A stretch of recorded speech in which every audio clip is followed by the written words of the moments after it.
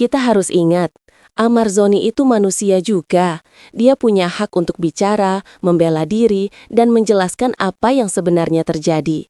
Yang membuat saya sedih, proses yang dia alami kemarin terasa sangat tidak adil. Dia bahkan belum sempat memberi penjelasan di persidangan, tapi sudah dihujat dan divonis oleh opini publik. Demi Allah, saya benar-benar tersentuh melihat videonya. Saya yakin banyak orang yang menontonnya ikut merasa sedih juga. Karena jujur, Ahmad bukan koruptor, bukan juga bandar besar dengan barang bukti berkarung-karung. Dia cuma seorang artis, public figure, dengan jutaan penggemar, dengan rekam jejak karir yang panjang dan banyak prestasi.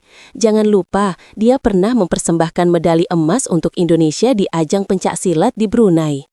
Kalau saja Pak Prabowo mendengar ini, semoga bisa turun tangan. Setidaknya bantu Ahmad dapat haknya untuk membela diri di depan hukum dengan layak. Kita doakan saja yang terbaik untuk Ahmad Zoni. Mudah-mudahan kebenaran segera terungkap dan semua fitnah bisa terbukti salah. Amin.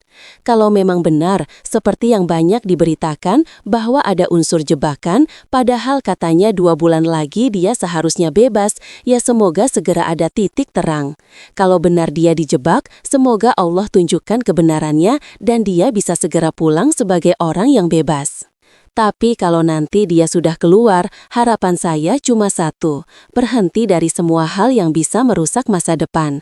Tinggalkan barang-barang haram itu, tobat sungguh-sungguh dan mulai hidup baru. Masih banyak orang yang peduli dan sayang sama kamu, Mar. Masih banyak penonton yang rindu melihat akting kamu di layar kaca. Komentar dari narasumber lain. Nah, kalau soal apakah Ahmad benar dijebak atau tidak, itu cuma pihak kepolisian dan petugas lapas yang tahu pasti. Tapi satu hal yang menjadi pertanyaan besar, kenapa dia masih bisa pegang HP di dalam penjara? Masih bisa berkomunikasi keluar, bahkan diduga masih sempat bertransaksi.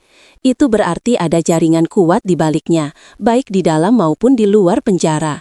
Artinya ada kemungkinan oknum yang memfasilitasi, baik itu oknum sipir atau pihak lain yang ikut bermain.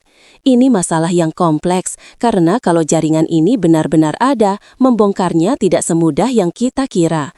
Harapannya pihak BNN bisa benar-benar serius menelusuri kasus ini, supaya tidak ada lagi penyalahgunaan kekuasaan atau permainan yang justru merugikan bangsa dan generasi muda kita. Pernyataan resmi pihak terkait. Dirjen Pemasyarakatan akhirnya buka suara soal kasus ini.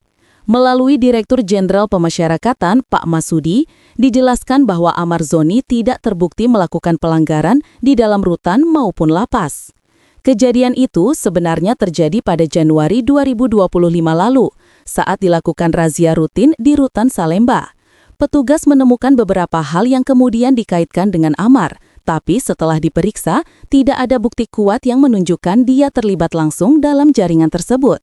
Kasus yang melibatkan Ahmad Zoni itu muncul ketika kami mengadakan pemeriksaan kamar tahanan secara rutin, bukan karena operasi khusus, jelas Pak Masudi. Jadi menurut kalian gimana? Apakah Ahmad benar dijebak atau ada hal lain yang belum kita tahu? Tulis pendapat kalian di kolom komentar di bawah dan jangan lupa selalu doakan agar kebenaran bisa segera terungkap.